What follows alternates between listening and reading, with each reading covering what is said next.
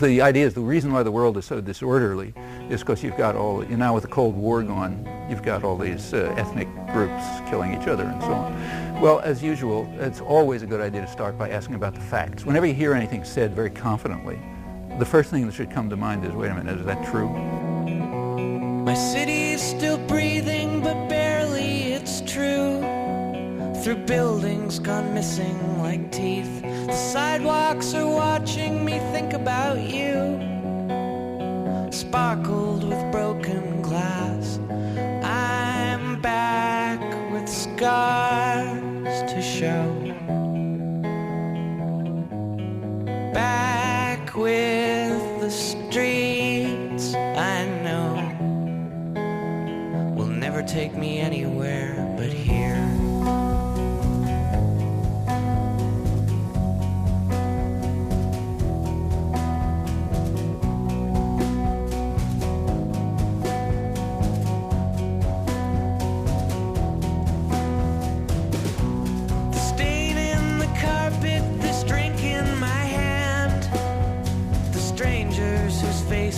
I know we meet here for our dress rehearsal to say I wanted it this way.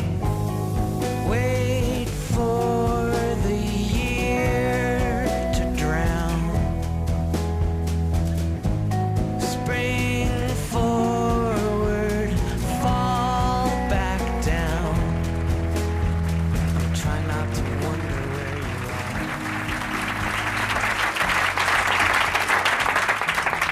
Thanks. I just got back from Brazil where they don't have any fire codes. And if you think this is uncomfortable, you should see a meeting there. People packed so tight that it was a good question whether the oxygen level would suffice. Fortunately, there wasn't a fire. There would have been a huge catastrophe. Well, the title, you noticed, had a question mark after it. And the reason for the question mark is that whatever's been happening for the past several months and is going on now, and however you evaluate it, like it, hate it, whatever, it's pretty clear that it cannot be a war on terror. And in fact, that's close to a logical necessity, at least if we accept certain pretty elementary assumptions, certain principles. So let me try to make those clear at the outset. The first principle guideline, if you like, is that we ought to, I will try, and I think we should, bend over backwards to give the benefit of the doubt to the United States government whenever it's possible. So if there's any dispute about how to interpret something, we'll assume they're right. The second guideline is that we should take rather seriously, very seriously, the pronouncements of leadership, especially when they're made with great sincerity and emotion. So, for example, when George Bush tells us that he's the most devout Christian since the apostles, we should believe him, take him at his word, and we should therefore conclude that he certainly has memorized over and over again in his Bible reading classes and in church the famous definition of hypocrite that's given in the Gospels. Namely, the hypocrite is the person who applies to others the standards that he refuses to apply to himself. So if you're not a hypocrite, you assume that if something is right for us, it's right for them. And if it's wrong when they do it, it's wrong when we do it. That's really elementary. And I assume the president would agree, and all of his admirers as well. So those are the principles I'd like to start with. Well, just side comment, I mean, unless we can rise to that minimal level of moral integrity, we should at least stop talking about things like human rights and right and wrong and good and evil and all such highfalutin things, because all of our talk should be dismissed, in fact dismissed with complete repugnance, unless we can at least rise to that minimal level. I think that's obvious, and I'd hope there'd be agreement on that too. Well, with that much in place, just that much for background, let me formulate a thesis. The thesis is that we are all total hypocrites on any issue relating to terrorism. Now, let me clarify the notion we. I mean, by we, I mean people like us, people who have high degree of privilege, of training, resources, access to information, for whom it's pretty easy to find out the truth about things if we want to, if we decide that that's our vocation. And in the case in question, you really don't have to dig very deep. It's all right on the surface. So I mean, when I say we, I mean that category.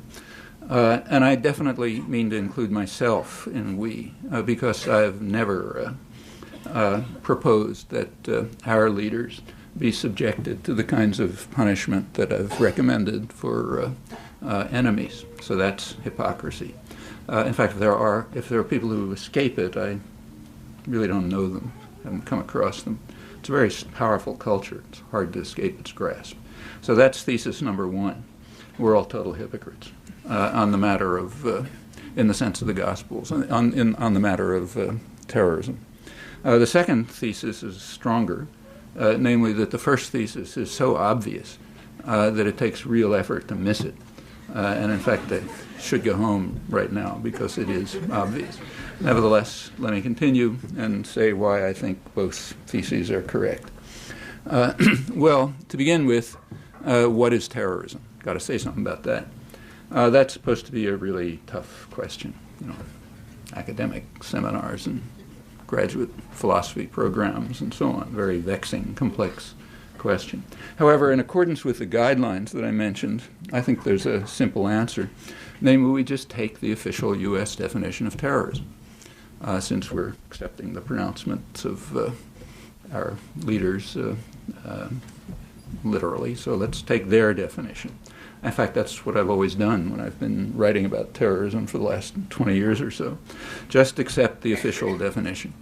So, for example, a simple and important case is in a U.S. Army manual in 1984, which defines terrorism as the calculated use of violence or the threat of violence to attain goals that are political, religious, or ideological in nature. Well, that seems simple, appropriate. Particularly good choice because of the timing, 1984.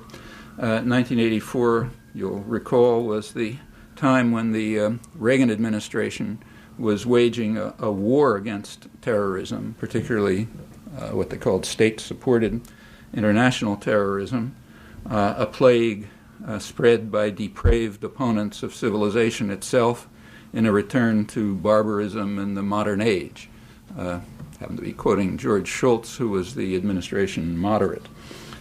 Another guideline is we'll keep to the moderates, not the extremists. So that's 1984. Reagan had come into office a couple of years earlier. His administration had immediately declared that the war against terrorism would be the focus of U.S. foreign policy, and they identified two regions as the source of this plague by depraved opponents of civilization itself, Central America and the Middle East. And there was quite wide agreement on that. So in 1985, for example, every year Associated Press has a poll of editors on the most important story of the year. And in 1985, the winner was Middle East terrorism. So they agreed. Right towards the end of that year, 1985, Shimon Peres, Israeli Prime Minister, came to Washington, and Reagan and Peres denounced the evil scourge of terrorism, referring to the Middle East. Scholarship and experts also agreed. There's a huge literature for the last 20 years on terrorism, particularly state-supported international terrorism. I don't have time to review it, but a good illustration, which I'll keep to, is the December 2001 issue of Current History, journal Current History, good, serious journal, It's called America at War. It includes leading historians, specialists, experts on terrorism. And they identified the 1980s as the era of state-supported, state-sponsored terror, agreeing with the Reagan administration. And I agree with that, too. I think it was the era of state-sponsored international terrorism. One leading author, Martha Crenshaw, says that in that era, the United States adopted a proactive stance to deter the plague. Mostly it's about the Middle East, but Central America is occasionally mentioned. For example, U.S. support from two authors, co-authors, from the Brookings Institution described the U.S. war against the U.S. Contra war against Nicaragua as a model for how to fight a war against terrorism. They say that that was a model for U.S. support for the Northern Alliance in the current phase of the war against terrorism. The seeds of contemporary terrorism, however, are much deeper. The major historian in the group points out, David Rapport, a leading academic specialist on terrorism, editor of the Journal of Terrorism, and so on. He points out that it goes back to the origins of modern terrorism, like Osama bin Laden. They go back to the early 1960s, when, I'm quoting him now, when Viet Cong terror against the American Goliath kindled the hopes that the Western heartland was vulnerable. I won't comment on that, but I'd like you to, just as an exercise, you might try to find a historical analog to that statement somewhere. I'll just leave it at that. The world also, and it's easy, without commenting, if you check through the scholarly literature, you'll find the same story all the time, virtually exceptionless. The world agreed with the Reaganites, too. In 1985, right after Reagan and Paris had denounced the evil scourge of terrorism, the General Assembly passed a resolution condemning terrorism. And in 1987, it passed a much stronger resolution and a much more explicit one denouncing terrorism in all its forms and calling on all states to do everything they can to fight against the plague and everything you like. It's true that that wasn't unanimous. There was one abstention, namely Honduras, and 2 votes against, the usual 2. They gave their reasons for voting against the major UN resolution on international terrorism. Namely, both states, the United States and Israel, pointed to the same paragraph as the reason for their negative votes. It was a paragraph that said that nothing in the present resolution could in any way prejudice the right to self-determination, freedom, and independence as derived from the United Nations Charter of people forcibly deprived of that right, particularly peoples under colonial and racist regimes and foreign occupation, or could deprive them of the right to obtain support for others in these ends in accord with the Charter of the United Nations. That was the offending paragraph. And it's easy to understand why. It raised a serious problem for the United States and Israel. The African National Congress was identified officially as a terrorist organization in the United States, and South Africa was officially an ally. But the phrase struggle against colonial and racist regimes plainly referred to the struggle of the ANC against the apartheid regime, so that's unacceptable. The phrase foreign occupation, everyone understood, referred to the Israeli occupation of the West Bank and Gaza, then in its 20th year, extremely harsh and brutal from the beginning, continuing only because of decisive U.S. Military, economic, and diplomatic support, which runs up to the present. So obviously that was unacceptable. So therefore, the vote was 153 to 2 with 1 abstention. So it wasn't totally unanimous. It wasn't reported, and it's disappeared from history. You can check to find out. Incidentally, that's standard practice. When the master says something is wrong, it's down the memory hole. Doesn't get reported, and it's forgotten. But it's there. If you want to look, you can discover it. I'll give you the sources if you like. Reagan at that time he in Paris were talking about the evil scourge of terrorism in the Middle East. George Shultz didn't entirely agree. He thought that what he called the most alarming manifestation of state-sponsored terrorism was frighteningly close to home. Namely, it was a cancer in our landmass, a cancer right nearby that was threatening to conquer the hemisphere with a revolution without borders. Rather interesting propaganda fabrication, revealed to be a fraud instantly, but always used repeatedly afterwards, even by the same journals who explained why it was total fabrication. It was just too useful to abandon. And there's also an interesting, if you think about it, the fabrication had a certain element of truth in it, an important element of truth. Could come back to that if you like. Anyhow, this cancer in our landmass was threatening to conquer everything, openly following Hitler's Mein Kampf, and we plainly had to do something about that. It was a serious. There's a day in the United States called Law Day. Elsewhere in the world, it's called May Day, May 1st, a day for support of the struggles of American workers for an 8-hour day. But in the United States, it's a jingoist holiday called Law Day. And on Law Day 1985, President Reagan declared a national emergency because the government of Nicaragua constitutes an unusual and extraordinary threat to the national security and foreign policy of the United States. That was renewed annually. George Shultz informed Congress that we must cut the Nicaraguan cancer out, and not by gentle means. Things are too serious for that. So to quote Shultz, recall the administration moderate, the good cop. Quote Shultz, he said, negotiations are a euphemism for capitulation if the shadow of power is not cast across the bargaining table. He condemned those who advocate utopian legalistic means like outside mediation, the United Nations, the World Court, while ignoring the power element of the equation. I'll avoid quoting the hardliners. At that time, the United States was exercising the power element of the equation with mercenary forces based in Honduras, attacking Nicaragua.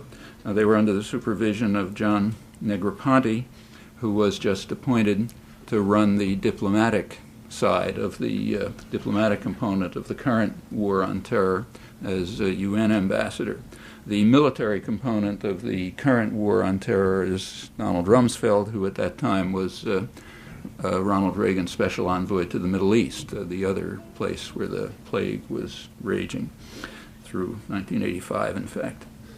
The United States at that time was also blocking utopian legalistic means that were being pursued by the World Court, the Latin American countries, and others, and it continued to block those means right to the end until the final victory of its terrorist wars throughout Central America. Well, how was the war against state-sponsored terrorism waged in those two regions by the people who, in fact, are leading the new phase? So it's pretty close historical continuity, not just those two, of course. Well, let's just, to illustrate, pick the peak year, the worst year, 1985 in the Middle East, top story of the year. So what were the, who wins the prize for the worst acts of terrorism in the Middle East in 1985?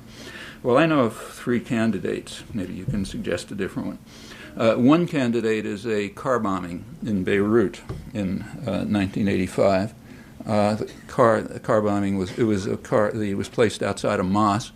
The bomb was timed to go off when people were leaving to make sure you kill the maximum number of people.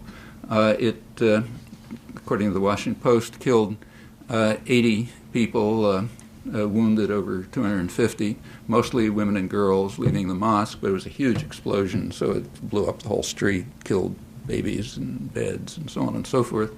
The bomb was aimed at a Muslim sheikh who escaped. It was set off by the CIA in collaboration with British intelligence and Saudi intelligence, and specifically authorized by William Casey, according to Bob Woodward's History of Casey and the CIA. So that's a clear-cut example of international terrorism, very unambiguous, and I think it's one of the candidates for the prize for the peak year of 1985.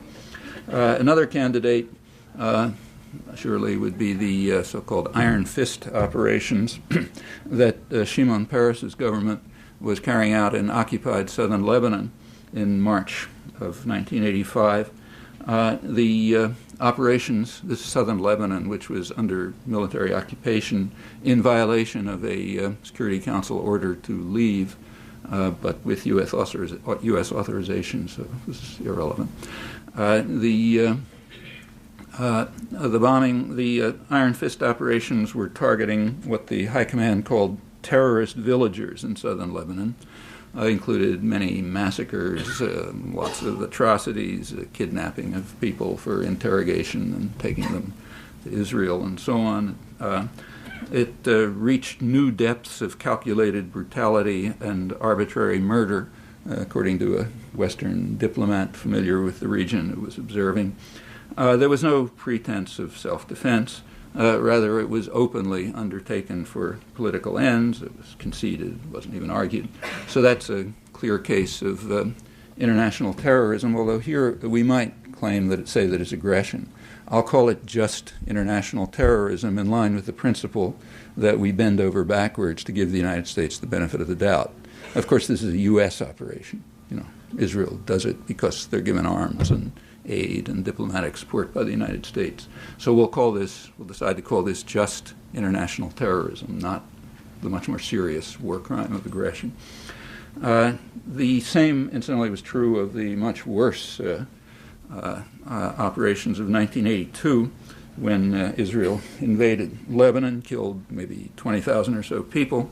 Again, crucial U.S. military and economic and diplomatic support. The U.S. had to veto a couple of Security Council resolutions to keep the slaughter going, provided the arms for it, and so on. So it's a U.S.-Israeli invasion, if we're honest. The goal of the invasion, I'll just quote the New York Times on that, the goal was to install a friendly regime in Lebanon and oust the PLO, which would help persuade Palestinians to accept Israeli rule in the West Bank and Gaza. That's actually accurate, and I have to compliment the New York Times in saying that. That was this January 24th. As far as I know, that's the first time in mainstream U.S. literature that anyone has dared to say what was absolutely common knowledge in Israel and in the dissident literature 20 years ago. I mean, I was writing this in 1983, just using Israeli sources. But it couldn't penetrate U.S. commentary. You might check and see. As far as I know, this is the first breakthrough. I'm not sure the reporter understood what he was saying. But anyway, he did say it. James Bennett, January 24th. Well, prize for James Bennett for telling the truth after 20 years. And it's true. And, of course, it's a textbook illustration, virtually textbook illustration of international terrorism.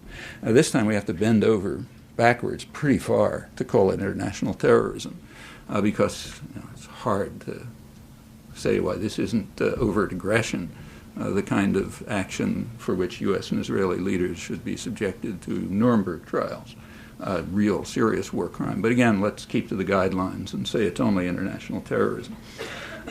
Well, that's the second example.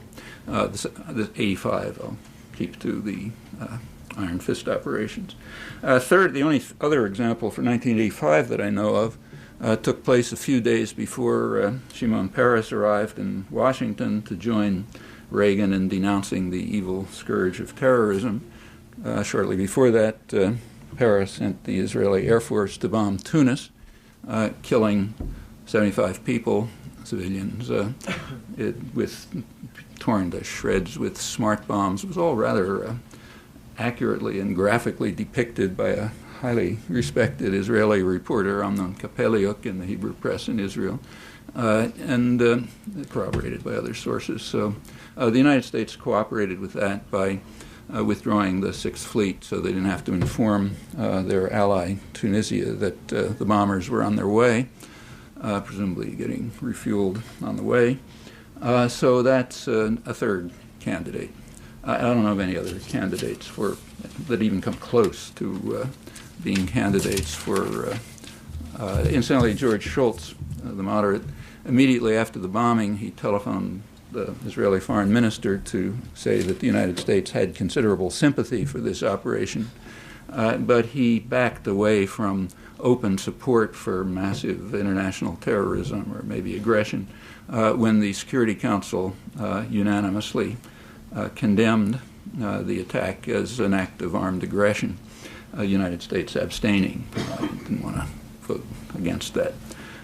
So those are the top three cases that win the prize for 1985, to my knowledge. And again, I'll assume that these are just international terrorism, so we're not calling for Nuremberg trials. Just more international terrorism by depraved opponents of civilization itself, and examples which are pretty hard to miss, remember, because this was the peak story of the year. International terrorism in the Middle East. Here's three perfect examples. In fact, the only three major examples that I know of. However, they aren't candidates. In fact, they're not even in the running. They're not competitors. The examples that are in the running are, for example, cited in the current history issue to which I referred, which does discuss 1985 and gives two examples of the evil scourge of terrorism, namely the hijacking of TWA 897, killing one American Navy diver, and the hijacking of the Achille Lauro, the boat which led to the killing of Leon Klinghoffer, a crippled American, both surely terrorist atrocities. Those are the two examples that are in the running that are memorable, that count for international terrorism. Well, the hijackers of the TWA plane claimed, correctly in fact, that Israel was regularly hijacking ships in international waters in transit between Lebanon and Cyprus, killing people, kidnapping others, taking them to Israel either for interrogation or simply as hostages, keeping them in jail for years. In fact, some people are still in jail without charges, many years. But that's all correct. Their charges are correct. But that doesn't justify the hijacking on the assumption, which I accept at least, that violence is not legitimate in retaliation against even worse atrocities or as preemption against future atrocities. Violence is not legitimate in such cases, so we can dismiss those claims, though they're in fact correct. And incidentally, the U.S.-Israeli hijackings, and remember, if Israel does it, we're doing it, those hijackings are also out of the historical record. I mean, occasionally you'll find a reference to them in the bottom column on something or other, but they're not part of the history of terrorism. The hijackers of the Achille Lauro claimed that this was retaliation for the bombing of Tunis a couple days earlier. Well, we dismiss that with contempt on the same principle, namely violence is not justified in retaliation or preemption. And assuming that we can rise to the level of, to the minimal moral level that I mentioned earlier, if we're not confirmed hypocrites, in other words, then some consequences follow about other acts of retaliation and preemption, but that's too obvious to talk about, so I'll just leave it to you to think about. Well, that's 1985, the peak year of international terrorism in the Middle East. It's a research project. You might see if I left out anything that is a competitor for the prize. I'm not aware of it. And none are mentioned in the literature on terrorism. And notice that, as I said at the beginning, you don't really have to work very hard to see these things. You have to work very hard not to see them. It takes a really good education to miss this. Think about it and see. 1985 was, of course, not the first or the last act of international terrorism in the Middle East. There are many others, some of them quite important. For example, in 1975, Israel, meaning Israeli pilots with U.S. planes and U.S. support. In December 1975, they bombed the village in Lebanon, killing over 50 people. No pretext was offered, but everybody knew what the reason was. At that time, the UN Security Council was meeting to consider a resolution which was supported by the entire world, with marginal exceptions, only one crucial exception, the United States, which vetoed the resolution, calling for a diplomatic settlement of the Israel-Palestine conflict, incorporating UN 242 and all of its wording, the main resolution, security and territorial integrity and all those nice things on the internationally recognized border. The offending part of this one was that it also referred to Palestinian national rights, and that's not acceptable to the United States. It rejected them then, it rejects them now, contrary to a lot of nonsense that you read. The U.S. vetoed the resolution that and this continued, still going on, in fact, year after year of efforts at diplomatic settlement, which the U.S. has unilaterally blocked. Israel doesn't have a veto at the Security Council, so they reacted to the debate by bombing Lebanon and killing 50 people without a pretext. That's not in the annals of international terrorism either. There are many more recent cases, including the two invasions of Yitzhak Rabin and Shimon Peres in 1993 and 1996. U.S. supported in Lebanon. U.S. supported both of them. Lots of deaths, hundreds of thousands of people were driven out, and so on. Clinton had to back off his support for the 1996 invasion after the Kana massacre, over 100 people in a UN refugee camp. At that point, he said, "Can't handle this anymore, he better leave." There was no pretext of self-defense in this case. This is just outright international terrorism or maybe aggression. And it continues. So let's go up to the current intifada, which broke out on September 30th of the year 2000. In the first couple of days, there was no fire from Palestinians. It was stone throwing.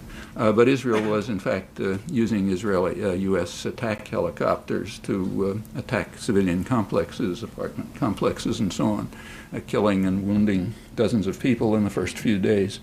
The Clinton administration responded to this by borrow our president's phrase, by enhancing terror. Recall Bush condemned the Palestinians for enhancing terror last month, so I'll use his phrase in line with the guidelines.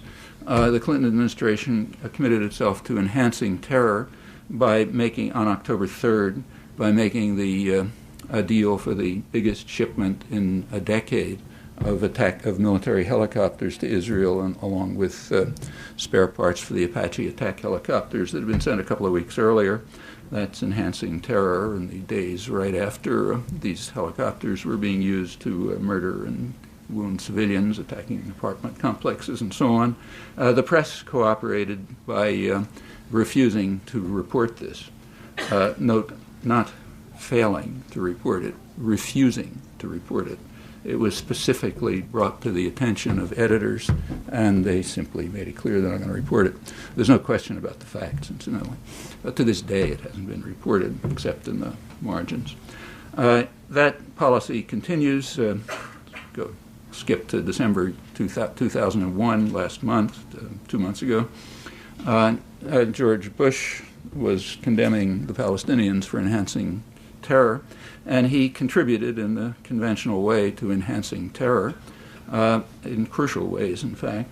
On December 15th, the UN Security Council debated a European-initiated resolution calling on both sides to reduce violence and calling for the introduction of international monitors to assist in monitoring a reduction of violence. That's a very important step.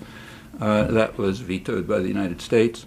It went to the who want to enhance violence, evidently. It's hard to think of any other interpretation for this. The press didn't have to bother giving an interpretation because it was barely reported. It then went to the General Assembly, where, as far as I'm aware, it wasn't reported at all, and there was an overwhelming vote supporting the same resolution. This time, the United States and Israel were not entirely isolated in opposition. Several Pacific islands joined in, Nauru and one or two others. So therefore, not the usual splendid isolation. I don't recall that was reported. About a week before, 10 days before that, there was another major contribution to enhancing terror. The Fourth Geneva Conventions, according to the entire world, literally, outside of Israel, apply to the occupied territories. The United States doesn't vote against this when it comes up in the United Nations. It abstains. I presume the reason is the United States does not want to take such an open, blatant stand in violation of fundamental principles of international law, particularly because of the circumstances under which they were enacted. Recall that the Geneva Conventions were established right after the Second World War, in order to criminalize the acts of the Nazis. So saying they don't apply is a pretty strong statement. However, outside of the United States and Israel, the whole world agrees. The International Red Cross, which is the agency responsible for applying and interpreting them, agrees. In fact, there's no, as far as I'm aware, no further question about this. Switzerland, which is the responsible state, called a meeting of the high contracting parties for the Geneva Conventions, that is, those, like the United States, that are legally obligated by treaty to enforce them. It's a high, solemn commitment. Called a meeting on December 5th in Geneva, and the meeting took place, passed a strong resolution determining that the Geneva Conventions do apply to the occupied territories, which makes illegal just about everything that the United States and Israel do there. They went through the list, settlements, displacement, everything that goes on. The United States boycotted the session. They got another country to boycott them, Australia. According to the Australian press, under heavy U.S. pressure, Australia joined in boycotting them. If the U.S. boycotts it, it's like a negative vote at the Security Council or the General Assembly. Didn't get reported, and it's out of history. Okay, but that's another important step to enhancing terror. All of this took place, incidentally, in the midst of a 21-day truce, one-sided truce. Palestinians weren't carrying out any acts, but a couple of dozen Palestinians were killed, including a dozen children. That was right. It was right in the middle of this that these efforts to enhance terror took place. Maybe that's an unfair interpretation, and there's some other motive that I'm not thinking of, but that's what they look like to me. You can think about that. In any event, international terrorism in the Middle East certainly continues, has a long history. And if you look over the record, of course, it's mixed and complicated, but I think you'll find that the balance is pretty much along the lines that I described. In fact, the balance reflects the means of violence available, as it usually does. If you look around the terror, in fact, that's why in the whole range of terror, state terror is far worse than individual terror.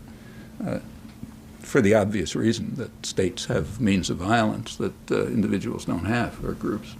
And that's what you find if you look, I think, overwhelmingly. It's commonly said that terrorism is a weapon of the weak. That's completely false, at least if you accept the official U.S. definition of terror. If you do that, then terror is overwhelmingly the weapon of the strong, like most other weapons. Well, that's history, but all of this stuff is out of history. History is what is created by well-educated intellectuals, and it doesn't have to have any resemblance to that thing called history by naive people. And I think if you check this, you'll find that that's true. Well, that's the Middle East. Let's turn to Central America, the other main focus of the plague by depraved opponents of civilization itself. Here I'll be brief, because at least the core parts are just uncontroversial. At least uncontroversial among people who have minimal regard for international law and international institutions and so on. Actually, the size of that category is very easily estimated. Namely, ask yourself how often what I'm now going to say has appeared in the discussions about the evil plague of terrorism in the past 5 months. Huge flood.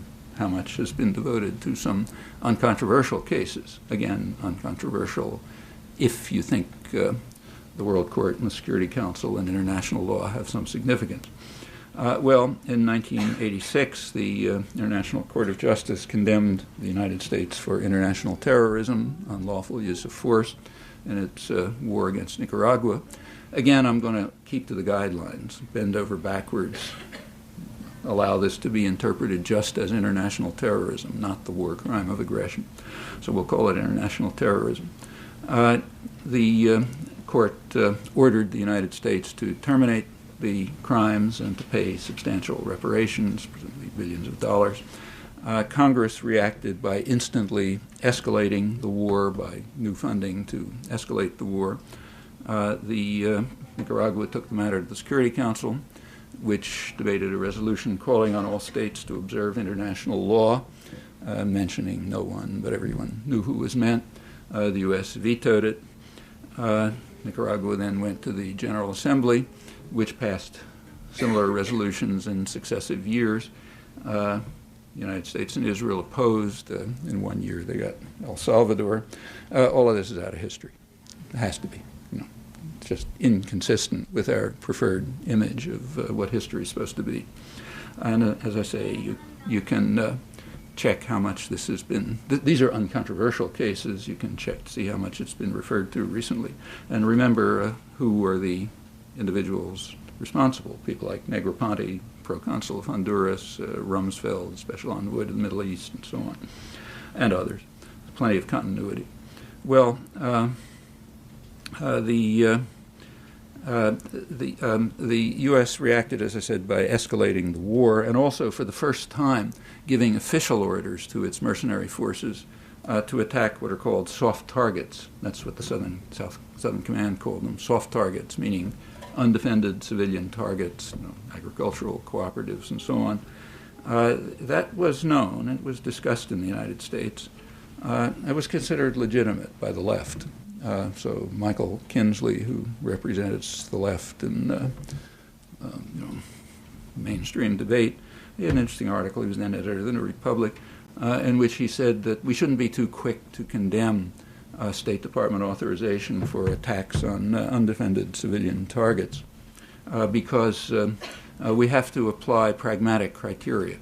We have to carry out cost-benefit analysis and see whether, as he put it, the amount of blood poured in is compensated by a good outcome, namely democracy, what we will determine to be democracy. And what that means you could see by looking at the states next door, like El Salvador and Guatemala, which were okay democracies.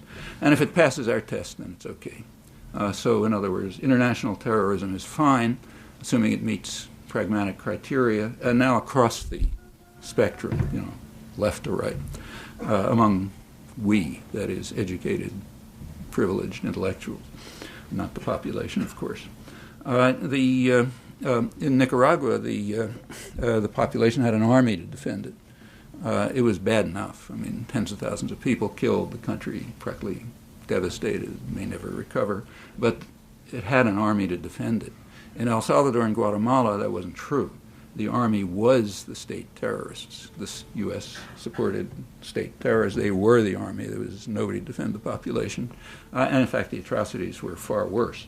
Also, they're not a state, so they couldn't go to the World Court and the Security Council to follow legal means, of course, without any effect, because we, people like us, have determined that the world is going to be ruled by force, not by law.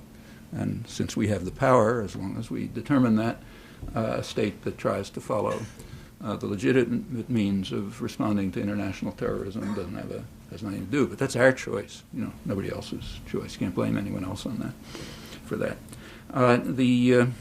In order to carry out, there was, however, enough popular resistance, not elite resistance, but popular resistance to the atrocities there that the U.S. had to resort to an international terrorist network, an extraordinary international terrorist network, Remember, the U.S. is a powerful state. It's not like Libya. Libya wants to carry out terrorist acts. They hire, Carlos the Jackal or something. The United States hires terrorist states. We're big guys. So the terrorist network consisted of Taiwan, Britain, Israel, Argentina, at least as long as it was under the rule of the neo-Nazi generals. When they were unfortunately removed, they fell out of the system, Saudi Arabian funding. Quite a substantial international terrorist network, never been anything like it. In contemporary terms, we might call it an axis of evil, I suppose. The outcome, again, keeping to the guidelines, we believe our leaders, the result was hundreds of thousands of people slaughtered, millions of orphans and refugees, every conceivable atrocity, the region devastated. The single uncontroversial case, Nicaragua, which was the least of them, that alone far surpasses the crimes of September 11th, and the others suffered far worse. This is, again, we're bending over backwards and giving the U.S. the benefit of the doubt, so we're only calling it international terrorism organized by depraved opponents of civilization itself. Well, that's the second major area, Central America.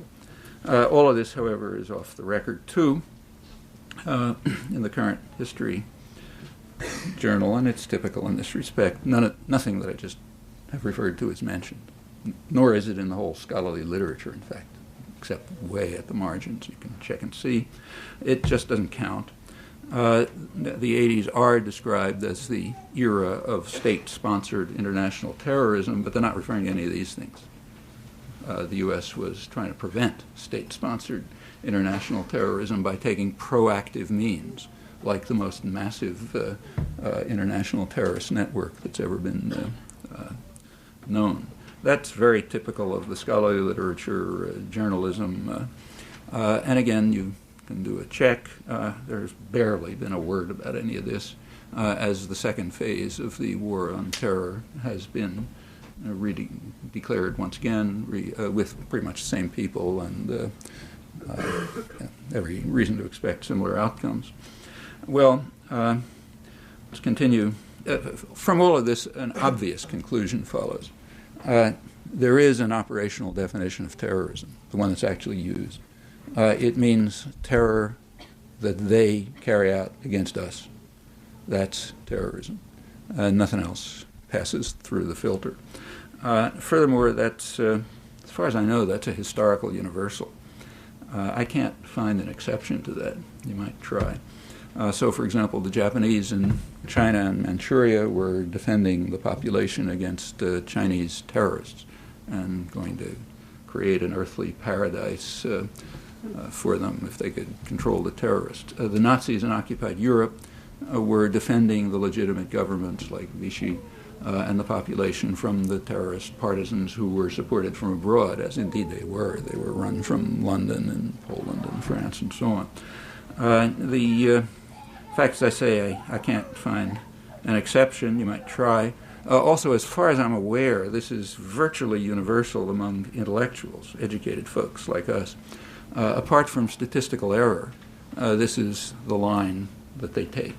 Now, it doesn't look that way in history, but you have to remember who writes history. That ought to leave you with a little bit of skepticism. If you look at actual history, not the one that's written, I think you'll find that this is the case, and I could even maybe suggest it as a research topic to some enterprising graduate student who aspires to a career as a taxi driver. Just to continue to the present, let's just take the last couple of months. September 11th was a perfectly clear example of international terrorism. No controversy about that, so we don't have to waste time on it. What about the reaction? Well, it turns out the reaction is also an uncontroversial case of international terrorism. Again, let's keep to the guidelines. We'll just listen to what our leaders say. So on October 11th, President Bush announced to the Afghan people that we will keep bombing you until you hand over people who we suspect of terrorist acts, although we refuse to provide any evidence and we refuse to enter into negotiations for extradition and transfer. Clear case of international terrorism. On October 28th, the British counterpart, Admiral Sir Michael Boyce, who's the chief of the British Defence Staff, took it a step further. 3 weeks after, you have to remember, getting rid of the Taliban regime was not a war aim. That was an afterthought. And 3 weeks after the bombing began, that was added, presumably so that intellectuals would have something to feel good about or something, I don't know. Anyway, 3 weeks after the bombing, that was added as a new war aim. And Admiral Boyce announced to the Afghan people accordingly, I think this is the first mention of this war aim, that we will continue bombing you until you change your leadership. Okay. First, that was all very prominent, like page 1 of the New York Times in both cases. 2, both cases are textbook illustrations of international terrorism, if not aggression, but we're still bending over backwards. And it's all off the record by the usual convention. We're doing it, so it doesn't count. It's only when they carry out what we officially define as terrorism that it counts. Well, it's easy to go on, but let me just return to the weak thesis. There can't be a war against terrorism, at least against as terrorism is defined in official U.S. documents. It's a logical impossibility. This is a small sample of illustrations. You can go on easily, but it's enough to show that that can't be true. That's the weak thesis. What about the strong thesis, that it's all so entirely obvious that it ought to even be embarrassing to talk about it because it's all right on the surface. Nothing hidden about any of this. Everything I mentioned is perfectly well known. You didn't have to penetrate anything to discover it. No obscure sources, nothing, just the obvious evidence. And it's very easily, you can easily add to it. There's a ton of literature about it for the last 20 years. But that's all off. That literature also can't be discussed because it comes out with the wrong conclusion. So it's treated the same way terrorism is in our intellectual culture. Again, a choice, not a necessity. So we end up with kind of a dilemma. If we're not honest, forget it. If we are honest, there's a dilemma. One possibility is just to acknowledge that we are total hypocrites, that we don't, and then to at least have the decency to stop talking about things like human rights and right and wrong and good and evil and so on, and just say, yeah, we're hypocrites. We have force, and we're going to rule the world by force. Period. Let's forget about everything else. The other option is harder to pursue, but it's imperative. Unless we would like to contribute to still worse disasters that are likely to lie ahead.